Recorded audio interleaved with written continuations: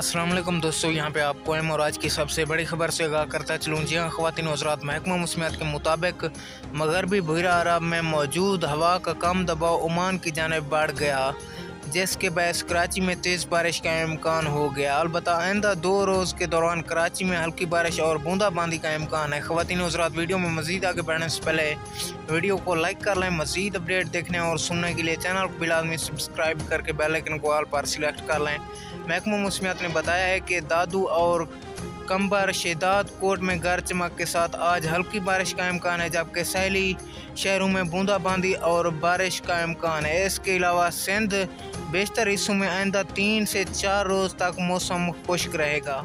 महकमा मौसमियात के मुताबिक कराची में इस दौरान दर्जा हरारत 32 से 34 डिग्री सेंटीग्रेड रहेगा और जनूब और मगरब से हवाएं भी चलती रहेंगी।